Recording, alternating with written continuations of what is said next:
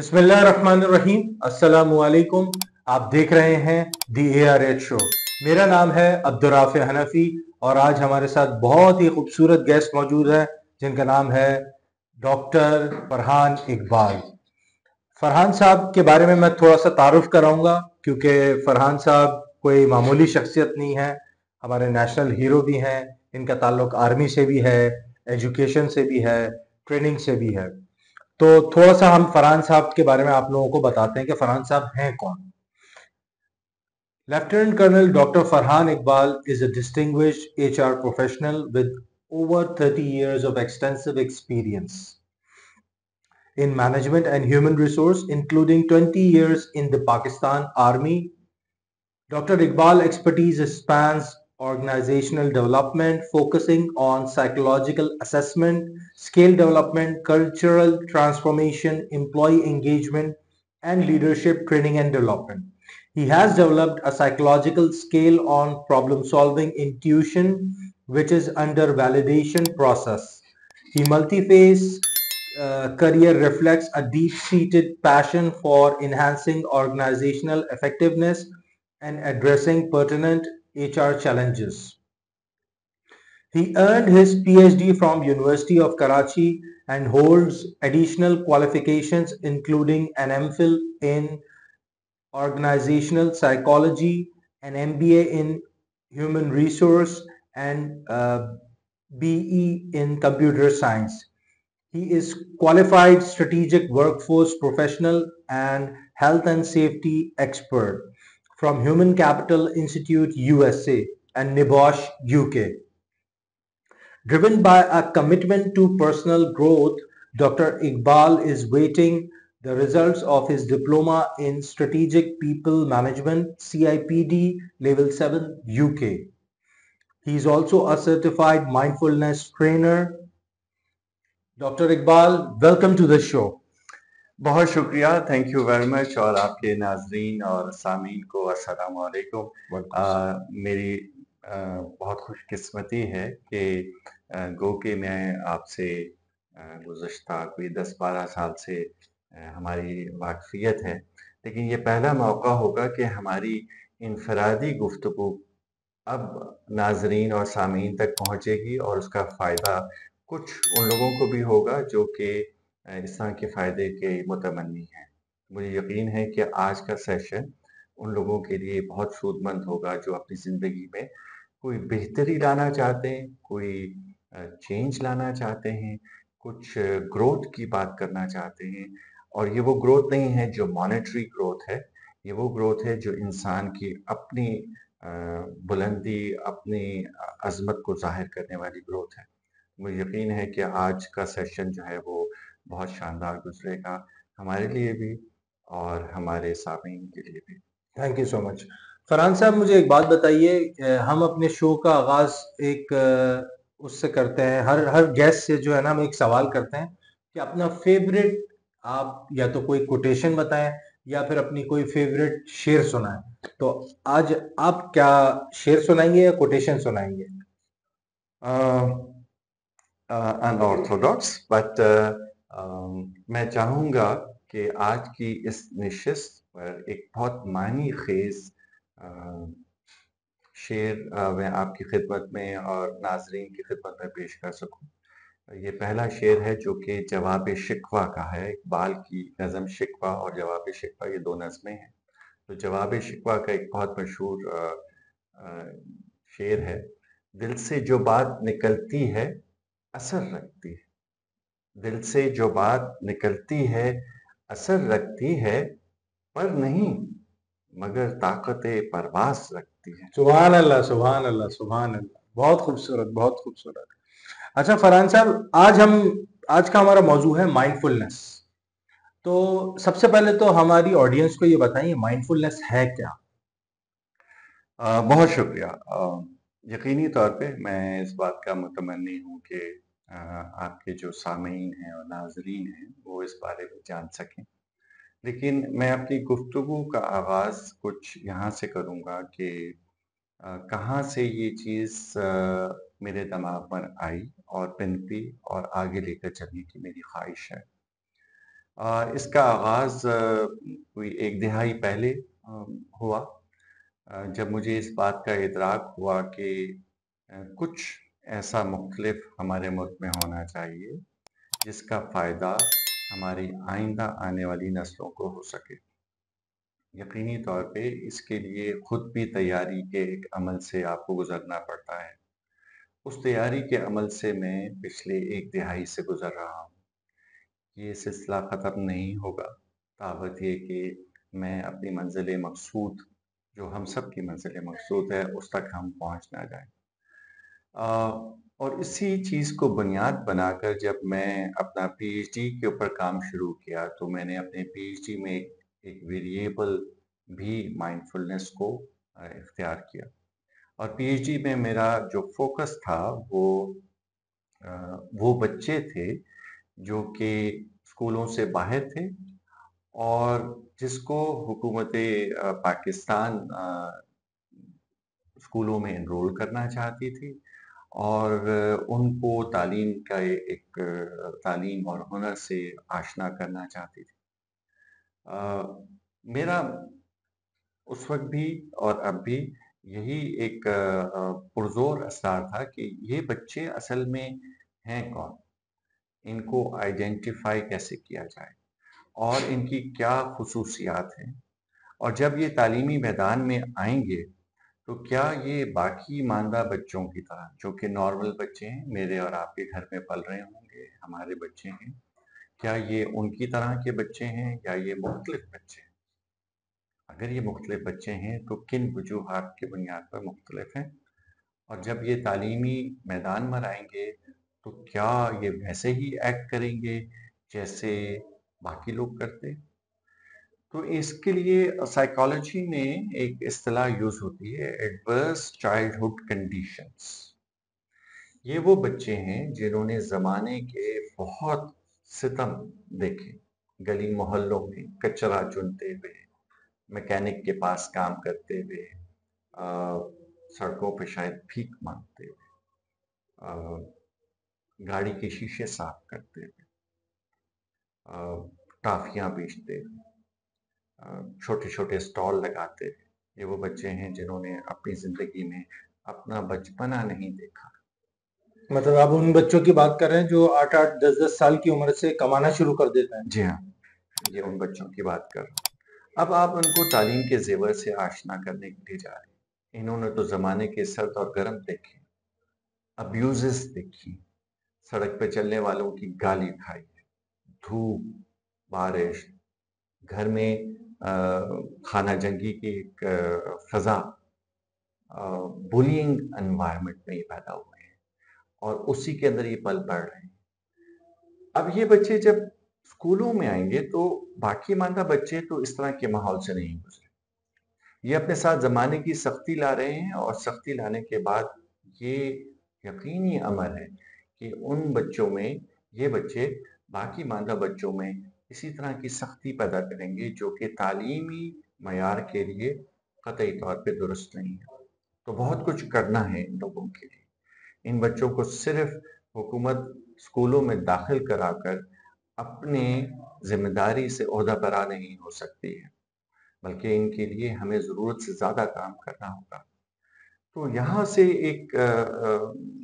ایک کوشش سٹارٹ ہوئی کہ اگر یہ بچے ایسے ہی ہیں، ایڈورس چائلڈہڈ کنڈیشنز کے بچے ہیں، بولینگ انوائرمنٹ کے ہیں، برے دماغوں والے ہیں، سب و شتم کے قائل ہیں، اور ایک مختلف زندگی گزار کر آ رہے ہیں، تو کیا یہ تعلیمی میدان میں اتنے ہی رابسٹ ہو سکیں گے، باقی بچوں کے ساتھ کمپیٹ کر سکیں گے، ان کے ساتھ قدم سے قدم ملا کر، آنکھوں میں آنکھیں ڈال کر ان کے ساتھ بات کر سکیں گے اور اس نہج تک جا سکیں گے جو حکومت کا خواب ہے؟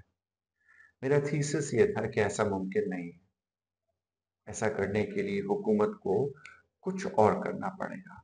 صرف مینجمنٹ کے لحاظ سے ان بچوں کو اسکولوں میں داخل نہیں کرنا ہوگا، بلکہ اس سے بڑھ کر کچھ کرنا ہے۔ وہ بڑھ کر کیا کرنا ہے کہ ان کی نان کوگنیٹیو سٹیٹس کو تبدیل کرنا ہے، ان کے ان غیر شعوری لاشعور کے اندر جو چیزیں ہیں ان کو کھنگالنا ہے، ان میں وہ کیریکٹر ٹریٹس پیدا کرنے ہیں جو ان میں تحمل مزاجی، برداشت، رگر پیدا کر سکیں، دوسرے سے بات کرنے کا ایک ہنر پیدا کر سکیں، اپنے آپ کو ایک صاف ستھرے انوائرمنٹ کا عادی بنا سکیں، اپنے آپ کو اخلاقی لحاظ سے بلند سطح پہ لے جا سکیں، اور ان میں جو پرانے اثرات ہیں وہ آہستہ آہستہ زائل ہو سکے۔ اس وقت یہ مائنڈ فلنس کا کانسیپٹ جو ہے وہ ڈیولپ ہونا شروع ہوا میرے دماغ میں، اور کرتے کرتے میں نے پہلے اپنے آپ کو خود تیار کیا اور باقاعدہ اس کی ٹریننگ لی، 2 سال کی ایک جد و جہد کے ساتھ ایک ٹریننگ میں نے اس کی حاصل کی، اور پھر وہاں سے میں نے یہ کوشش کی کہ ان بچوں کے اوپر یہ تجربات کیے جائیں جو کہ میری ریسرچ کے مطابق بہت 100% بلکہ آلموسٹ 100% کامیاب تجربات ہیں، کہ ان میں وہ چیزیں پیدا کی جا سکتی ہیں جو کہ انہیں تعلیمی میدان کے اندر رہنے کے لیے، صبر و تحمل پر اختیار کرنے کے لیے، دوسرے سے بات کرنے کا ہنر اختیار کرنے کے لیے، اپنے آپ کو نان کوگنیٹو تمام ٹریٹس کے اندر آگے بڑھانے کے لیے ضروری ہے۔ اور یہاں سے پھر وہ ایک سفر مائنڈ فلنس کا سٹارٹ ہوا۔ سو ایک طویل سفر ہے، تقریباً 1 دہائی پہ محیط ہے، اور ہنوز جاری ہے۔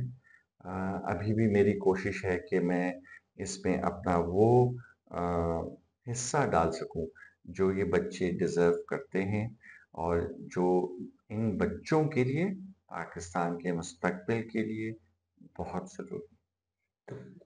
فرحان بھائی ایک بات بتائیں، کبھی آپ نے ایسی کوئی ٹریننگز کرائی جہاں پہ پیرنٹس آ کے آپ سے یہ چیز سیکھ سکیں کہ بچوں کی تعلیم و تربیت کیسے کرنی ہے؟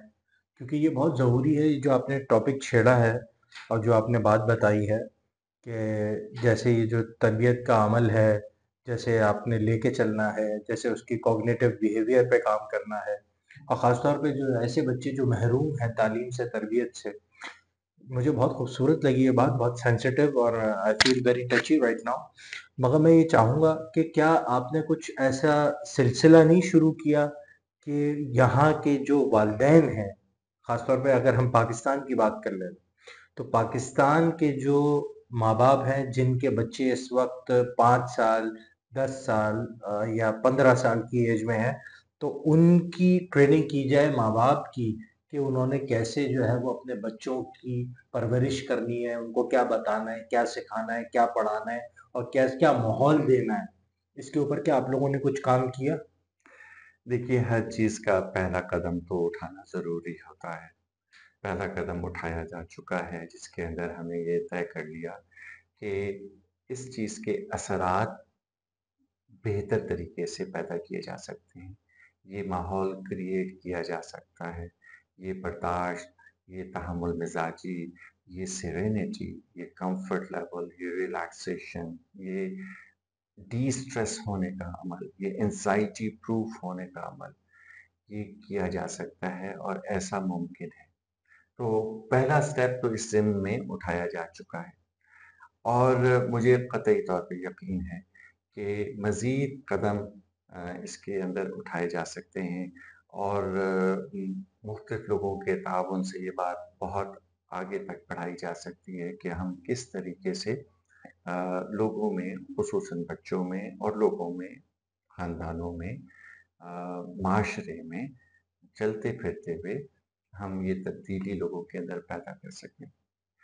اس بات سے آگے بڑھ کر ہم ایک اور بات کرنا چاہتے ہیں، اور وہ یہ سمجھنا چاہتے ہیں کہ کیوں میں یہ بات اتنے پرزور طریقے سے کر رہا ہوں کہ ہمارے معاشرے میں جتنی ضرورت معاشرے کو اس وقت مائنڈ فلنس کی ہے، اس سے پہلے شاید کبھی نہیں تھی، کیونکہ ایک فاسٹ پیس معاشرہ ہے، یہاں پہ شعوری کوششوں سے کوئی بات کہنی ذرا مشکل ہے، لوگوں تک غلط فہمیاں ذرا زیادہ جلدی پہنچ رہی ہیں، اور اس کے اوپر ان کے رسپانسز اینڈ ریئیکشنز بہت زیادہ تیزی کے ساتھ آ رہے ہیں۔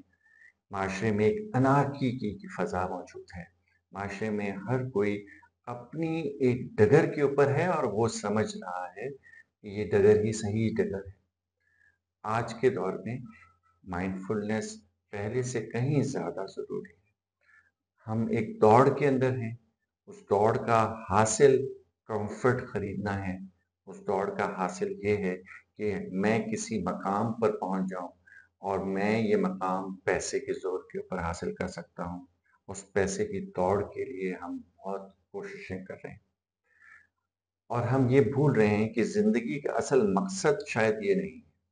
زندگی کے اصل مقصد کچھ اور ہے، انسانیت کی تعمیر ہے، لوگوں کی تربیت ہے، تعلیم ہے، اخلاق ہے، تہذیب ہے، تمدن ہے، بڑے اور چھوٹے کا ادب ہے، راہ چلتے ہوئے شخص کا ادب ہے، گاڑی میں بیٹھے ہوئے شخص کا ادب ہے، پیدل چلنے والے کا حق ہے، ہر ایک کے حقوق ہے اور ان کی تعظیم کرنا اور وہ موقع ان کو فراہم کرنا، یہ وہ چیزیں ہیں جو ہم آہستہ آہستہ اپنے معاشرے، خصوصاً اگر ہم پاکستان ہی کی بات کریں اور وہیں تک محدود رکھیں، تو یہ اثرات اب ہمیں نظر آ رہے ہیں کہ یہ چیزیں فقدان کے طور پہ محسوس کی جا رہی ہیں۔ ہم اپنے اندر بھی یہ چیز محسوس کرتے ہیں کہ ہم ایک عجیب ہڑ بونگ میں ہیں، ایک عجیب دوڑ میں ہیں، آگے نکلنے کی ایک عجیب کوشش کے اندر ہیں، جہاں ہم زندگی کے ان خوبصورت چیزوں کو، خوبصورت لمحات کو، خوشی کے تاثرات کو، ایک نرم گفتگو کو، ایک دل لبھانے والی بات کو بھولتے چلے جا رہے ہیں اور صرف اس ذمے ہیں کہ کون اس دوڑ میں آگے ہے۔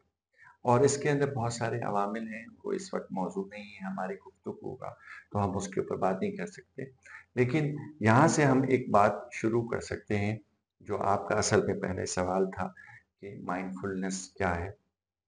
تو میں آپ کو ایک دعوت دیتا ہوں اور اس بات کو آپ کے ناظرین کو سمجھانے کے لیے کہ ایک لمحے کے لیے آپ اپنی زندگی کے جتنی بہاریں گزار چکے ہیں ان کو ایک لمحے کے لیے ان اوراق کو پلٹیے اور پلٹنے کے بعد مجھے بتائیے کہ آپ اپنی زندگی سے مطمئن، خوش، پرسکون، راحت میں ہیں۔ الحمدللہ That's great. So آپ ان لکی لوگوں میں سے ہیں جو کہ اشاریہ صفر صفر صفر ایک لوگوں کے اندر شامل ہیں۔ سبحان اللہ۔ آپ ان لوگوں میں سے شامل نہیں ہیں جو 99.999 کے پر کھڑے ہیں۔ جو ورلڈ بینک اور WHO کی 2004 کی ایک رپورٹ ہے، 2004 کے اندر WHO نے یہ کہا کہ 2030 تک جو دنیا کی سب سے بڑی بیماری ہوگی، جس سے بہت سارے گناہ پیدا ہوں گے، بہت ساری برائیاں پیدا ہوں گی، بہت سارے بیماریاں پیدا ہوں گی، وہ ڈپریشن ہوگی۔ یہ 2004 کی رپورٹ ہے اور وہ 2030 تک اس چیز کو کا تعین کر رہے ہیں۔ آپ کو معلوم ہے کہ یہ سٹیٹس دنیا نے کب اچیو کر لیا؟ کب؟ 2017 میں۔ استغفر اللہ۔ وچ مینس کہ آپ جو میں کہہ رہا ہوں اشاریہ صفر صفر صفر ایک پہ کھڑے ہیں، اب آپ اور بھی اپنے آپ کو کم کر لیجئے، کیونکہ اب زیادہ تر لوگ 99.99999 لوگ اس بیماری کا چلتے پھرتے شکار ہیں، چاہے وہ اس چیز کو جانے یا نہ جانے۔ اب تھوڑی دیر کے لیے میں اپنے اس بیان کو کوالیفائی کرتا ہوں تاکہ آپ کو اندازہ ہو سکے کہ آپ کس جگہ پر کھڑے ہیں اور کیا واقعتاً اس جگہ پر آپ کھڑے ہیں یا نہیں کھڑے۔ تو یہاں پر میرے ذہن میں ایک ساحر لدھیانوی کی ایک بہت مشہور نظم یا گیت کہہ لیجئے، جو ایک بہت مشہور فلم کے اندر بھی گایا گیا، کبھی کبھی کے کچھ شعر آپ کی خدمت میں پیش کرتا ہوں۔ ارشاد۔ تھوڑی سی غلط یعنی کمی بیشی شاید ہو سکتی ہے میرے کمی بیشی ہم معاف کر سکتے ہیں۔ بہت شکریہ، میں آپ کے لیے اس کا بہت ممنون ہوں گا اور آپ کے ناظرین سے بھی اس کمی بیشی کے لیے بہت معذرت چاہتا ہوں۔ تو سلسلہ کلام دوبارہ جوڑتے ہیں ساحر لدھیانوی سے، اور وہ کہتے ہیں کبھی کبھی میرے دل میں یہ خیال آتا ہے کہ زندگی تیری زلفوں کی نرم چھاؤں میں گزرنے پاتی تو شاداب ہو بھی سکتی، ہاں ہاں ہاں، یہ رنج و غم کی سیاہی جو میرے دل پہ چھائی ہے تیری نظر کی شعاؤں میں کھو بھی سکتی تھی، کیا کہنا. مگر ایسا ہو نہ سکا، ایسا ہو نہ سکا، اور اب یہ عالم ہے کہ تو نہیں، تیرے ملنے کی آرزو بھی نہیں، ہوں. انہی اندھیروں میں بھٹک رہی ہے زندگی میری، مجھے معلوم ہے میرے ہم نفس، مگر یوں ہی کبھی کبھی میرے دل میں خیال آتا ہے. کیا کہنا. اب ذرا تھوڑی دیر کے لیے دیکھیے اس نظم کی اپنی آفاقی حیثیت کو ذرا اپنے اوپر اپلائی کر کے دیکھیے. کیا آپ کی زندگی میں کوئی ایسا قلب، کوئی ایسا موقع، کوئی ایسی خواہش جو جنم لی ہو اور وہ پوری نہ ہو سکے؟ ایسی بے شمار خواہشیں ہو سکتی ہیں. بے شمار. بچپن کے اندر ہو سکتا ہے ایک قلم ہو، ایک پینسل ہو، ایک ٹافی ہو، ایک چاک پار ہو. سامنے جو بچپن کے اندر وہ ایک گلی میں ایک جھولے والا آتا تھا، وہ جھولا جھولنے کی خواہش ہو. عید پر ایک مختلف قسم کے کپڑے پہننے کی خواہش ہو، اپنا لائف پارٹنر چننے کی خواہش ہو. یہ بہت ساری خواہشات ہمارے اندر جنم لیتی ہیں. ان بہت ساری خواہشات میں سے آپ کی کتنی خواہشیں پوری ہوئی ہیں؟ یہ تو بہت اچھا سوال ہے کرنل صاحب. اصل میں تمام خواہشیں تو ہماری پوری نہیں ہوئی ہیں. یہیں پہ ہم اپنی بات کو روکتے ہیں اور ہم کہتے ہیں کہ آپ کو ہم نے شامل کیا تھا اشاریہ 0.001 میں، یہاں سے ایک صفر کم کر لیتے ہیں. اب ہم کہتے ہیں اب آپ ہیں اشاریہ 0.01 پر کھڑے ہیں. اب تھوڑا سا اور کھنگالتے ہیں کہ کون سی ایسی خواہشیں ہیں جو ابھی تک موجود ہیں اور وہ فلفل نہیں ہوئی. میرے خیال سے کچھ تو ہیں. کچھ ہیں. یہاں سے ایک صفر اور ختم کر لیتے ہیں. اب آپ اشاریہ 0.1 پر کھڑے ہیں. ان خواہشات میں سے جو کہ کچھ رہتی ہیں کتنی شدت باقی ہے. بس دعا کر رہے ہیں، اللہ تعالیٰ محنت بھی کر. تو اب آپ بڑے آسانی سے 99.99% کے اندر شامل ہو گئے ہیں. جو 2030 کے اندر ڈپریشن کے مریض تھے اور جو 2017 میں پورے ہو گئے ہیں، آپ الحمدللہ میرے اور آپ جیسے ہم دونوں برابر ہیں. اور شاید ہماری ٹیم کے وہ صاحبان جو اس وقت ہماری ویڈیو لے رہے ہیں، ہماری پکچرائز کر رہے ہیں، وہ بھی شاید اس کے اندر شامل ہوں گے. حقیقی بات یہی ہے کہ ساحر لدھیانوی کی یہ نظم اصل میں ہماری زندگی کی تمام خواہشات کو کیپچر کر رہی ہے. وہ مایوسی، وہ رنج و غم، وہ الم، وہ سارے ہمارے درمیان موجود ہیں. میں یہاں پر آپ کو اشفاق احمد صاحب کی زاویہ کتاب کا ایک اقتباس آپ کی خدمت میں رکھنا چاہوں گا اور آپ کے توسط سے آپ کے ناظرین کی خدمت میں. وہ یہ کہتے ہیں کہ جب ہم یہ پاکستان آزاد ہوا اور معرض وجود میں آیا تو ایک خاتون وہاں سے یہاں پر آئیں جو کہ بہت لوٹی پوٹی حالت میں تھیں اور خاندان بچھڑ گیا. جس وقت ان خاتون کا اشفاق صاحب سے ملاقات ہوئی تو وہ خاتون اس وقت ایک ضلع کے کمشنر کی زوجہ تھی. اب آپ اندازہ کر سکتے ہیں یہ 1962 60 70 کی دہائی کی بات ہو رہی ہے اور اس وقت ضلع کا کمشنر ایکچولی ضلع کا بادشاہ ہوتا. ایکڑوں پر محیط گھر، ایک فوج ظفر موج کام اور خدمت کے لیے موجود. اب جب ان سے ملاقات ہوتی ہے تو وہ خاتون بارہا یہ تذکرہ کرتی ہیں کہ میرے ساتھ تو بہت برا ہوا جب میں 1947 میں یہاں پر آئی. میرا باپ بچھڑ گیا، میرے بھائی بچھڑ گئے، میرے اہل و دوسرے اقربا وہ شہید کر دیے گئے اور میں لوٹی پٹی یہاں پر آئی اور میرے ساتھ تو بہت برا ہوا. یہ الفاظ وہ خاتون کہہ رہی ہیں جو اس وقت ایکچولی کوئین ہیں، ایکچولی وہ ضلع کے بادشاہ کی بیوی ہیں اور پورے ضلع کی مالک ہیں. یہ اس زمانے کی بات ہے. تو اشفاق صاحب بڑا خوبصورت جملہ کہتے ہیں. وہ کہتے ہیں کہ وہ اپنے ساتھ تصویروں کا وہ البم اٹھائے پھر رہی ہیں جس کی ضرورت نہیں، اور وہ تصویروں کا البم لے کر ہر جگہ پر ہر ایک سے بات کرتے ہوئے البم کھولتی ہیں، اور وہی چیزیں دہراتی جاتی ہیں، اور وہی چیزیں ان کے سامنے رہ جاتی ہیں. ان کی نگاہ اس موجودہ لمحے سے ہٹ جاتی ہے جو موجودہ لمحہ ان کو یہ بتا رہا ہے کہ تم تو اس وقت رانی ہو، تم تو مالکن ہو، تم تو بادشاہ کی زوجہ ہو، تمہارے پاس تو بڑی نعمتیں ہیں، عیش و آرام کی سہولتیں ہیں. یہ جب پریزنٹ مومنٹ سے، موجودہ حالات سے ان کی نگاہ ہٹتی ہے تو پھر ایسی ہی صورتحال پیدا ہوتی ہے.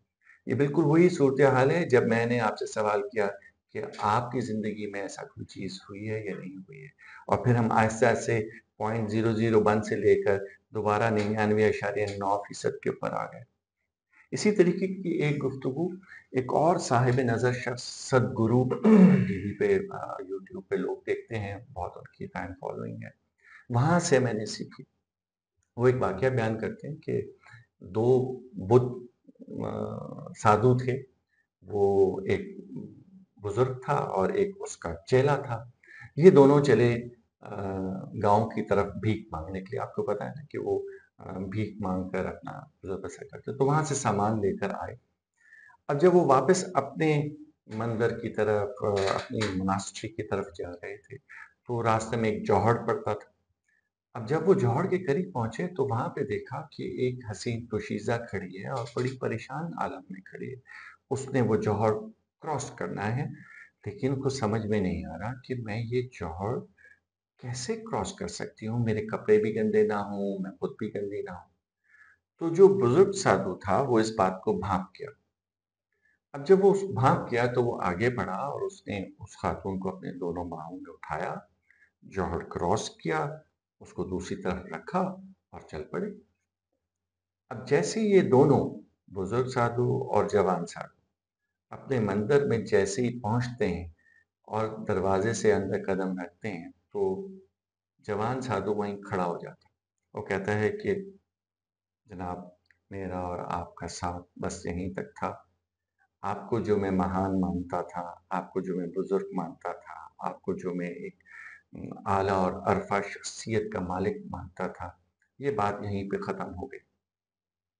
تو بزرگ سادھو نے مسکرا کے پوچھا، ایسا کیا ہوا کہ آپ نے مجھے اپنا بزرگ ماننا چھوڑ دیا؟ اس نے کہا دیکھیے، ہمارے تو مسلک میں، ہمارے مذہب میں کسی بھی عورت کو، اور وہ بھی جوان عورت کو، ہاتھ لگانا، یہ تو ہمارا مذہب بھرشٹ ہو گیا، یہ تو ختم ہو گیا. آپ نے وہ کام نہ صرف کیا بلکہ آپ نے اس عورت کو اٹھایا اور لے کر چلے. تو بزرگ سادھو چونکہ اپنے اس کے اندر بڑے مہان جگہ پہ پہنچے ہوئے تھے، ان کو نرمان حاصل تھا، چیزوں کی ریالٹی کا علم تھا، سیلف ایکچولائزیشن. اس سے بھی زیادہ سیلف ٹرانسڈنس پہ تھے. اوکے. سیلف ایکچولائزیشن تو ابراہم میسلو کی تھیوری ہے نا، اس سے بھی بڑھ کے جب ابراہم میسلو اپنے آخری دنوں میں سیلف ٹرانسڈنس کی بات کرنا شروع کر دی تھی، تو سیلف ٹرانسڈنس پہ تو وہ مسکرائے اور انہوں نے کہا کہ میں نے اس عورت کو اب سے کوئی 4 کلومیٹر پیچھے چھوڑ آیا تھا، تم اس عورت کو وہ 4 کلومیٹر اٹھا کر یہاں تک لائے ہو، اپنے دماغ کے اندر لے کر آئے کیا بات ہے. اور اپنے اندر یہ سوچ پیدا کر کے لائے. اور وہ 4 کلومیٹر تم اس شش و پنج میں رہے کہ میں اس عورت، اس شخص کے ساتھ رہنا چاہتا ہوں یا نہیں رہنا. تم نے اپنے اندر وہ کلفت پالی، اپنے اندر وہ قلق پالا، اپنے اندر وہ پریشانی پالی، اپنے اندر وہ نفرت پالی، اپنے اندر وہ غصہ، اشتعال پالا. وہ 4 کلومیٹر تم نے میرے ساتھ سفر نہیں کیا، تم نے اپنے نفرت کے ساتھ کیا، کیا بات ہے. اپنی غصے کے ساتھ کیا، اپنے اشتعال کے ساتھ کیا، کچھ کھونے کے احساس کے ساتھ کیا. حالانکہ میں نے تو اس کو وہاں چھوڑ دیا تھا اور اس کے بعد میں اپنی چال چلتا ہوا یہاں تک پہنچا ہوں. تو یہ وہ پریزنٹ مائنڈفلنس کا وہ ایک کانسیپٹ ہے جو مائنڈفلنس کو ڈیفائن کرتا ہے۔ اب ہم اپنی پوری گفتگو کے بالکل اس جگہ پہ آپ کے پہلے کوشچن کے جواب میں کافی دیر کے بعد پہنچے ہیں، جہاں پر میں آپ کو اور آپ کے ناظرین اور سامعین کو یہ سمجھانے کی کوشش کر رہا ہوں کہ ہماری سب کی زندگیوں میں ہم اپنے ساتھ تصویروں کے البم، اپنی نفرتیں، اپنا اشتعال، اپنا غصہ، اپنے مسلک، اپنے مذہب، اپنی ریس، اپنے تعلق اور اپنے قبیلہ، ان سب کی چیزوں کو اٹھائے ہوئے پھر رہے ہیں اور یہاں تک آپ پہنچے۔ اور یہاں پہنچنے کے بعد ہم کہتے ہیں کہ آگے کا راستہ کیا ہے، ہم کس دوڑ میں پڑے۔ تو یہ ایکچولی دوڑ بہت پہلے کی شروع ہو چکی ہے، آپ کی زندگی کے ساتھ یہ دوڑ شروع ہو چکی ہے، اور وہ لے کر ہم اپنی پیدائش کے ان لمحات میں جب ہم ہوش میں نہیں تھے، اور پھر جب ہم ہوش میں آئے اور ہم نے پہچاننا شروع کر دیا، اور ہماری فطرت نے ہمیں جو سکھائی ہوئی چیزیں ہماری فطرت نے ہمارے اندر ڈالی ہوئی تھی، ان سے ہم نے چیزوں کو پرکھنا شروع کر دیا، اس وقت سے لے کر اب تک ہم ہر آنے والے لمحے میں اپنا جو وقت ہے وہ اپنے تصویروں کا البم بڑھانے میں لگے ہوئے، اور آج یہاں کھڑے ہو گئے۔ اور یہاں جب میں اور آپ ایک دوسرے سے بات کر رہے ہیں تو میں اور آپ موجودہ لمحے میں بات نہیں کر رہے، بلکہ آپ نے بھی شاید اپنی زندگی کا کوئی ورق پچھلا اٹھا کے گھمایا کہ یہ بات تو کہیں پہلے پڑی تھی، یہ چیز تو کہیں ہوئی تھی، یہ چیز تو ایسا ہوا تھا، اس نے ایسا کہا تھا، یہ نفرت تو میں نے پالی تھی، وہ دشمنی تو میرے پاس ابھی تک ہے، وہ زندگی کی گرم راتیں جو مجھے نرم اور ٹھنڈی فرحت بخش راتوں کے اندر چاہیے تھی، وہ تو ابھی تک میرے ساتھ۔ تو ابھی بھی ہم اپنی زندگی کے اسی ایک موقع پر کھڑے ہیں جہاں پر کوئی نہ کوئی ورق کھول کر ہم ایک دوسرے سے بات کریں۔ اس کی ایک مثال میں آپ کو بہت اچھے طریقے سے دوں تو سائیکالوجی میں ایک بہت عمدہ نام ہے ایوان پیولوف کا، اور ان کی تھیوری پیولووین تھیوری کہلاتی ہے۔ اس کے اندر پیولوف یہ کہتے ہیں کہ انہوں نے ایک ایکسپیریمنٹ کیا کتوں کے اوپر، اور وہ مختصراً میں عرض کرتا ہوں کہ وہ ایکسپیریمنٹ ایسا تھا جس کے اندر انہوں نے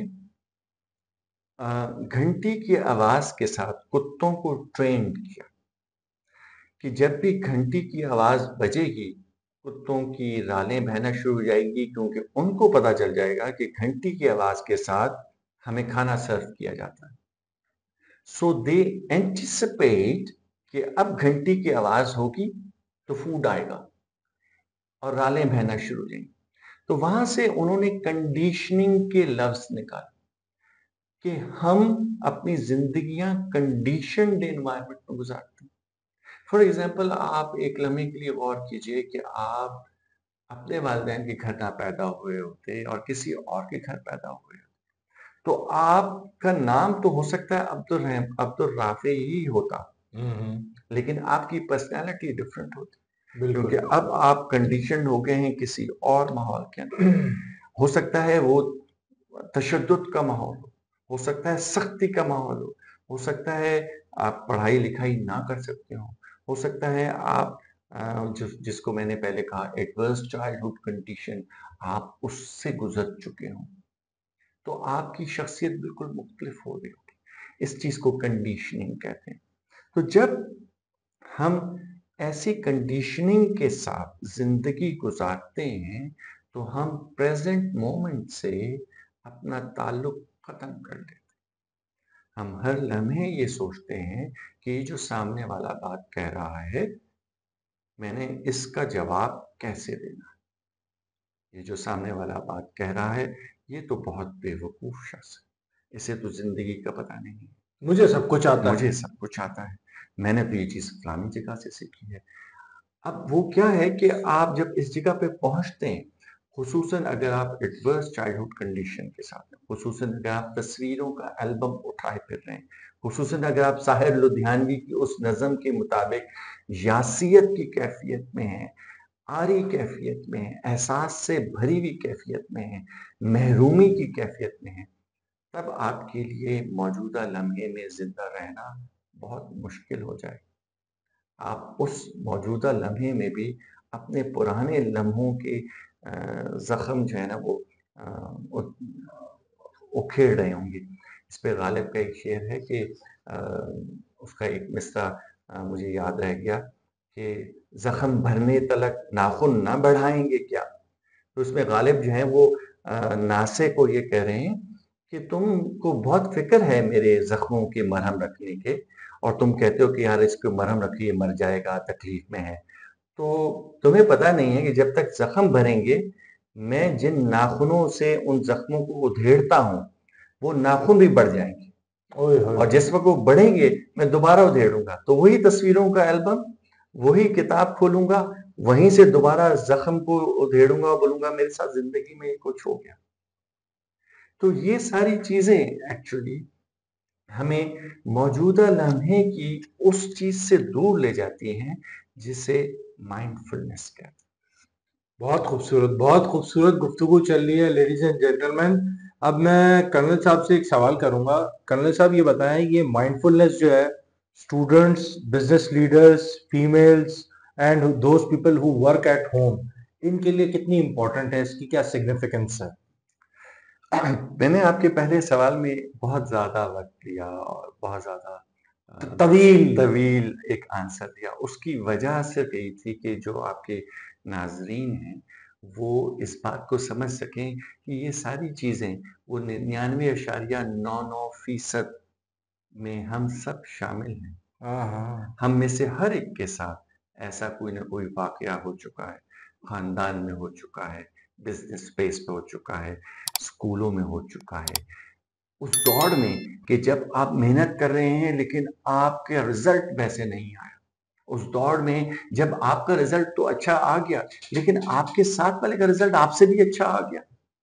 اب آپ اس ایک خلفشار میں ہیں کہ یہ مجھ سے آگے کیسے چلا گیا.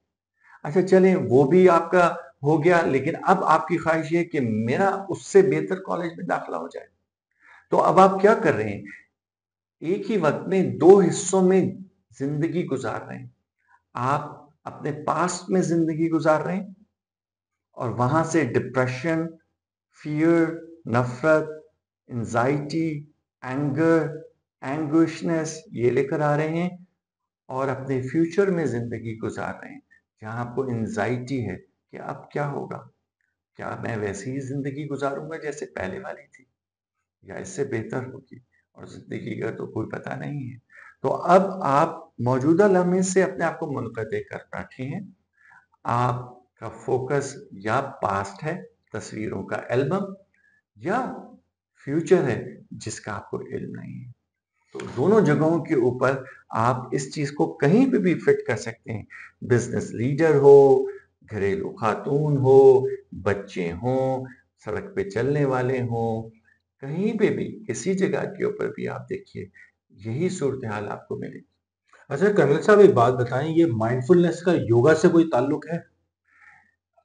دیکھیں میں اس کی تھوڑی سی آپ کو ایلیبوریشن اور کرنا چاہوں گا. یہ جو میڈیول ہماری پریکٹسز ہیں جس میں میڈیٹیشن ہے، جس میں یوگا ہیں، یہ ساری چیزیں اصل میں ایک سٹیٹ میں آپ کو لے کر جانے والی ہیں.